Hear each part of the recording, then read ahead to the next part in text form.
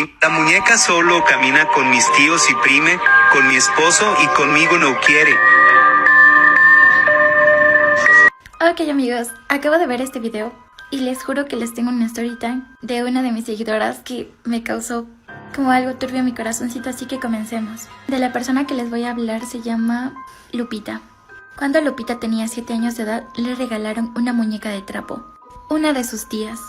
Quiero que sepan que en ese lapso de tiempo, ella no era bautizada. Y para las personas que no son creyentes o de la religión católica les voy a explicar. Hay muchas personas que dicen que los espíritus o los demonios o cualquier como cosa maligna siempre se pega más a los niños cuando no son bautizados, porque por alguna razón es como que su alma no está entregada a Diosito. Basándonos en esto, ella dice que a partir de que le regalaron la muñeca, como 2 meses después empieza a sentir cosas extrañas. Y no solo ella amigos, su familia también. Esta muñeca, a pesar de que era de trapo, se paraba sola.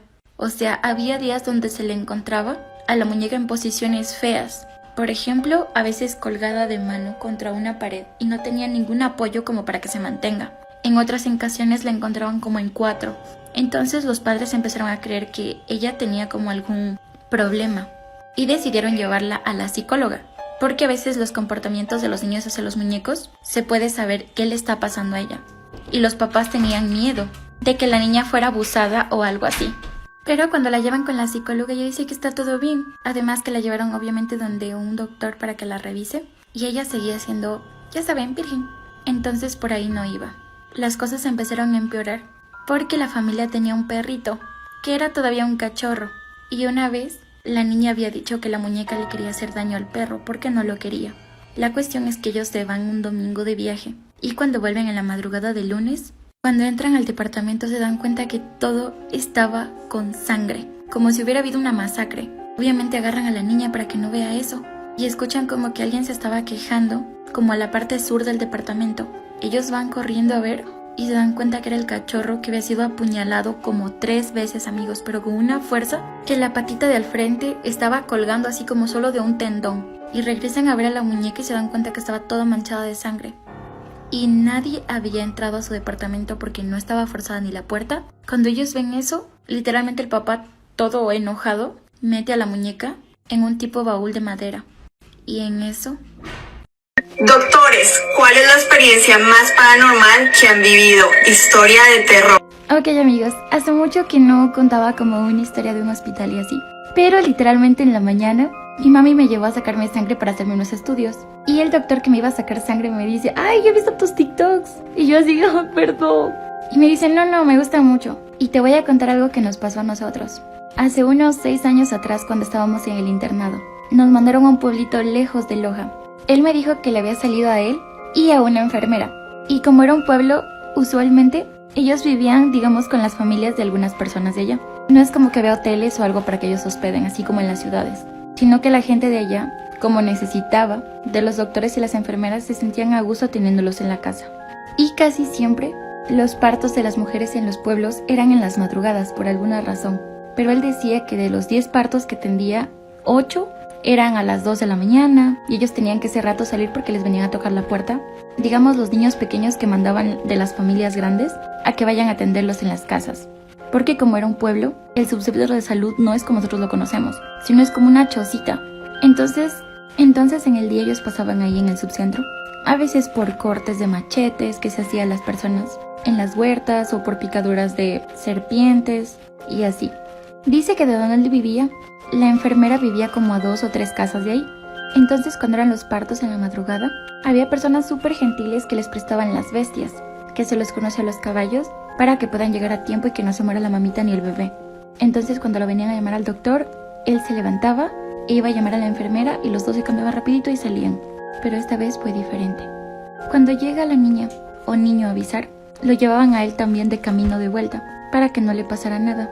Ellos se cambian rapidito, pero mientras se cambiaban, el doctor escuchó muy bien dónde le dijo el niño que era la señora que daba luz.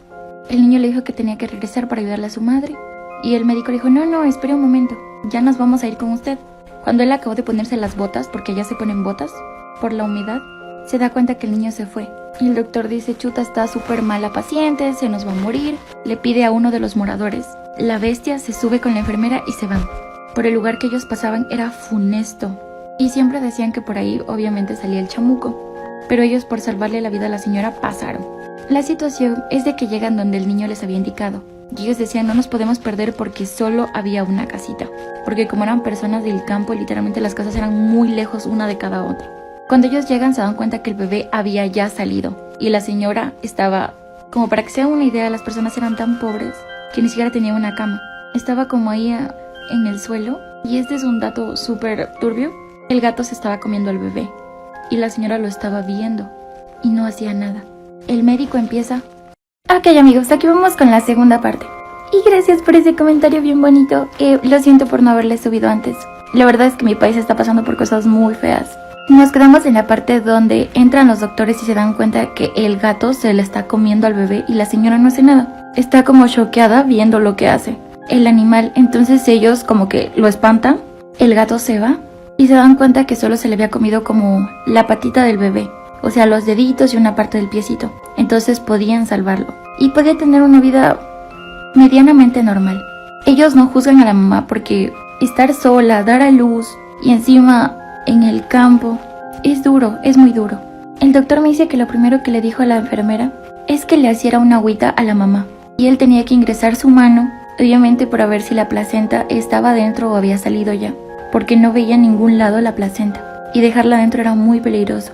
Le pregunta que hace cuánto dio luz y la señora no hablaba, no decía nada. Se ponen a ver y no había ningún niño.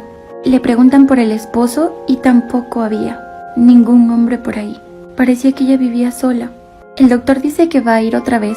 El doctor me comenta que ese momento él pensó en ir a traer otras personas para que puedan quedarse con ella. Porque ellos debían regresar al otro día ya, a atender desde el pueblito. No querían dejarla sola a la señora, ni al bebito. La situación es que la enfermera se queda con la señora y con el bebé y el médico se va con la bestia al pueblo. En una curva que era muy funesta, vuelve a salir el niño que los llamó arriba y le dice, ¿por qué te vas? El doctor se queda helado porque nunca lo vio y es como si hubiera salido de la oscuridad. Entonces el doctor lo sube atrás, le dice que se agarre como de la cintura del doctor para ir a buscar ayuda en el pueblo, porque además de eso tenían que pararle el sangrado al niño y coserle. El niño se sube y el caballo empieza a relinchar y no quería avanzar. Es como que se hacía para atrás y se quería parar en dos patas. Y conforme iban avanzando, él sentía que atrás de él no iba un niño, iba como un hombre pesado. Ya estaban como a unos 5 minutos del pueblo y él, por curiosidad, regresa a ver, digamos, los pies del niño y se da cuenta que ya no eran pies, eran unas pezuñas, eran unas patas largas, algo así. Ok, imaginen algo así. En ese momento él se queda helado, rápidamente regresa a ver adelante y se da cuenta que en vez de manos era como una pata de pollo grande y que él empezó a escuchar como por detrás de él empezaba a hacer un ruido así. Y siente un dolor tan fuerte en la parte de atrás, la bestia ya no pudo avanzar más y los botó a los dos porque se paró en dos patas. De la fuerza que lo mandó volando el doctor, se rueda por la loma y queda inconsciente.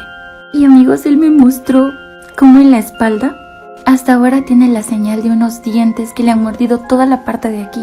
Cuando va a ver al caballo, se da cuenta que está rasgada toda la panza. ¿Alguna vez has tenido miedo hasta lo más profundo de tu alma? ¿Te imaginas pasar por el año más duro de tu vida, donde tu novio te abandonó, además te dejó endeudada y se fue sin darte razón alguna? Y que de la nada aparezca un pariente para salvarte absolutamente la vida, dejándote de herencia una casa, con la única instrucción de que no puedes venderla ni alquilarla durante 3 años y que tienes que vivir ahí. Bueno, pues esto es una story time de una de mis seguidoras. Le vamos a poner de nombre Lupita. Los padres de Lupita no eran buenas personas y desde muy pequeña ella tuvo que arreglárselas para salir adelante. En el colegio conoció a un chico maravilloso y empezaron a vivir juntos. Lo que ella no sabía es que después de apoyarlo, él seguiría y se llevaría muchas cosas y además la dejaría endeudada. Viéndose ella en la situación que estaba, recibe un sobre amarillo cerrado, donde vio las fotografías de una casa muy bonita, pero lejos de su ciudad, donde le dejaban el número de un abogado. Y le dijeran que si está interesada de saber un poco de su historia, que lo llamara. Ella va a la casa de sus padres para averiguar algo, pero se entera por vecinos que se han ido lejos de ahí. y que no dejaron ninguna dirección ni absolutamente nada.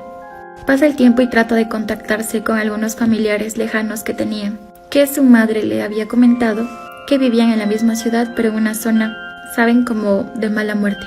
Ella decide investigar y da con una prima lejana, que obvio tenía problemas con el alcohol. Cuando le muestra las fotografías de la casa, la prima como que se vuelve loca y la manda botando y le dice que no vaya, que esa casa no es lo que parece. No le quiso dar más explicaciones y le cerró la puerta en la cara. Ella, con todas las deudas y cosas que tenía que pagar, se da cuenta que la única forma de mantenerse es irse de ahí. Así que llama al abogado, hace una cita con él. Cuando el abogado la ve por primera vez, le dice: tú tienes los mismos ojos que él. Ella, súper emocionada, le agradece.